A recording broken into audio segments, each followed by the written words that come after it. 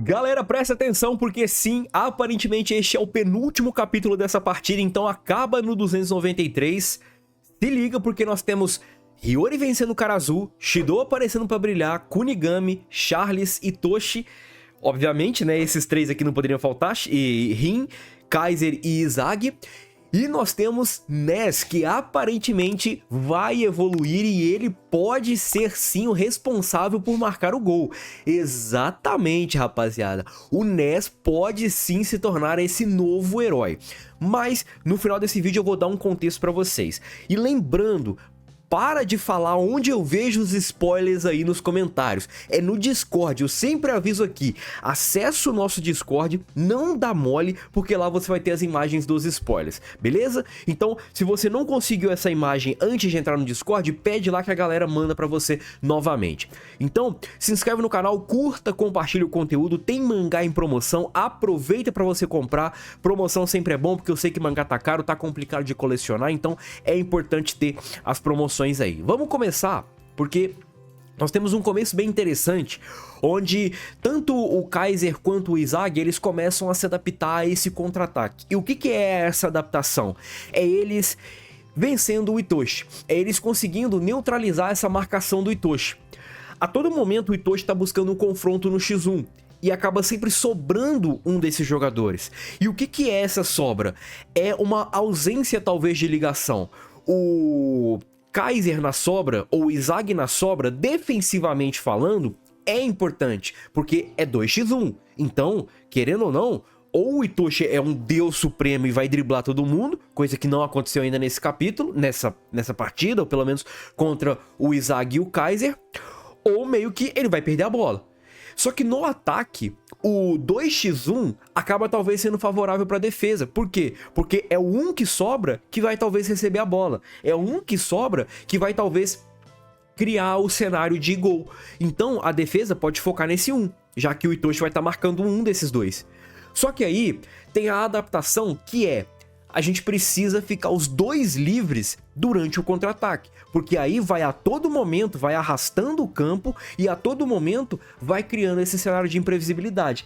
Quem que o Itoshi vai marcar? Porque tanto o Izagi quanto o Kaiser começaram a se desvencilhar do Itoshi, começaram a vencer esse confronto contra o Itoshi. E é interessante a maneira com que eles se adaptam, por quê? Porque o Izagi e o Kaiser, eles acabam não se falando, mas só a maneira deles se comportarem e agirem dentro de campo já faz com que o outro entenda o que eles vão precisar fazer, que é andar em zigue-zague. E quando eles andam em zigue-zague, ou o Itoshi vai correndo atrás igual gato e rato, ou o Itoshi vai ter que focar em um camarada só. Só que dentro dessa movimentação, focar em um camarada só é muito complicado.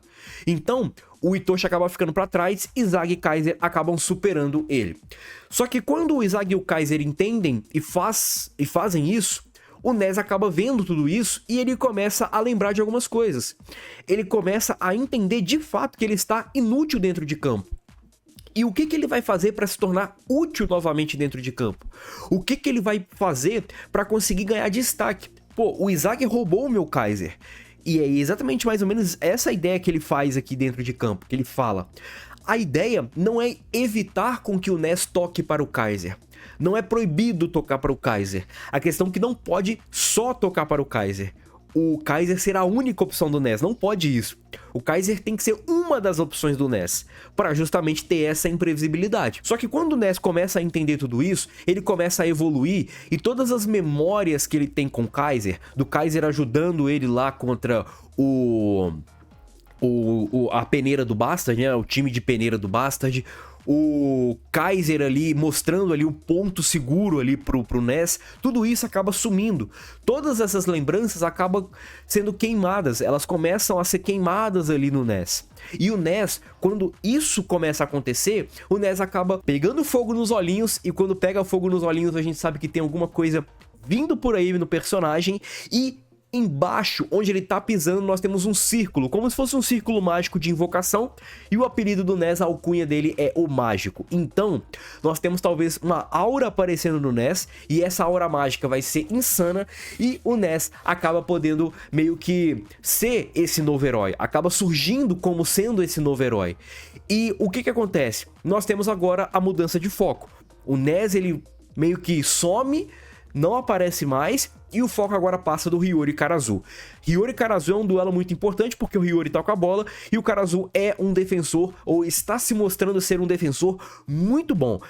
Tecnicamente falando, ele é bom, ele analisa bem os adversários, então o Hiyori vencer este camarada é importante por conta dessas duas coisas. Ele tá com a bola e o Karazu é um defensor muito bom. Então esse confronto acaba surgindo como o confronto da partida. É mais ou menos quando o Sai tenta sair com a bola lá no sub-20 e o Itoshi Rin acaba tomando a bola dele. E aí faz o gol, o Izagi. Então é mais ou menos essa pegada.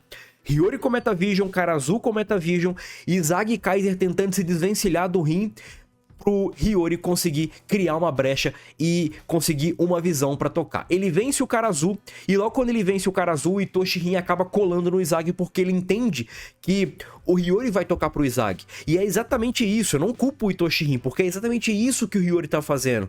E é mais ou menos o que o Ness faz com o Kaiser. Só que o ego do Hiyori é o quê? Não é fazer o Izagi o melhor atacante do mundo, é criar o melhor atacante do mundo. E ele mesmo falou que se o Izagi ficar pra trás, ele vai descartar o Izagi. Só que não foi o que aconteceu na primeira vez que o Hiyori teve a chance de tocar a bola, porque ele tocou pro Izagi. Só que agora, quando o Itoshi entende isso, quem que surge como opção? O Kaiser. E nessa adaptação, que tem que ir acontecendo a cada jogada, a cada passe da bola, o Hiyori acaba tocando a bola pro Kaiser. Só que aí surge outra adaptação. É o Shidou. O Shidou, a galera tá colocando o Shidou muito pra merda nessa partida. Ah, o Shidou só fez o gol e não fez mais nada. Muito pelo contrário. O Shidou, ele, em questão de desenvolvimento fora ali do padrão de roteiro, o Shidou é um dos que mais evoluíram por parte do PXG.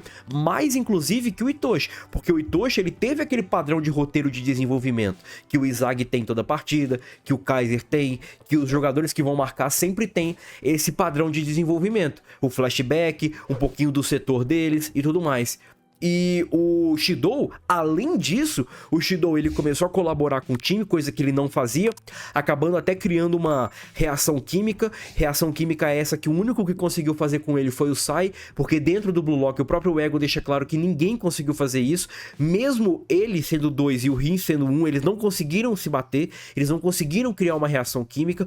Então o Shidou acabou evoluindo muito mais que isso. Por quê? Porque ele entendeu de fato o que precisa ser feito. Ele entendeu de fato o que a partida pede. E o que a partida pede? É justamente essa evolução, essa adaptação completa de um jogador. E o Rin não conseguiu fazer isso. O Rin, ele ficou obcecado em quê? Em destruir Izagi e Kaiser, mais precisamente o Izagi. Então isso limitou o Itoshi dentro da partida.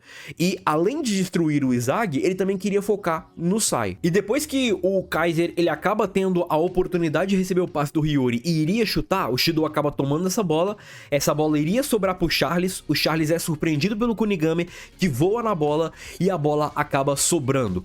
É um rebote e esse rebote tem duas opções. Izagi, porque na scan final o Izagi parece estar se adaptando muito, ou o Ness. Por que o Ness? Ele é completado pelo Kaiser, né? O Ness ele é um passador e o Kaiser é o finalizador. Se ele vai esquecer, se ele vai queimar todas as lembranças do Kaiser, o Ness talvez ele precise começar a se tornar um finalizador. E ele se tornando um finalizador, ele pode acabar com essa partida e aí sim surgindo um novo herói. É óbvio, tá? O Izagi ele pode acabar pegando esse rebote? Pode acabar pegando esse rebote. Por quê? Porque o Izagi ele tá ali de uma maneira que ele já entendeu que precisa se adaptar. Outra coisa, o Izagi pode acabar tocando a bola pro Ness. É uma parada bem interessante que o Sai ele fala no jogo contra o Blue Lock Eleven que ele entende todos os atacantes de forma igual, independente da qualidade. O atacante que tiver com faro de gol ali mais apurado em campo, ele vai tocar para esse. E é mais ou menos isso que o Izagi também sente, principalmente nas primeiras seleções. Ele entendeu isso, essa questão do faro de gol.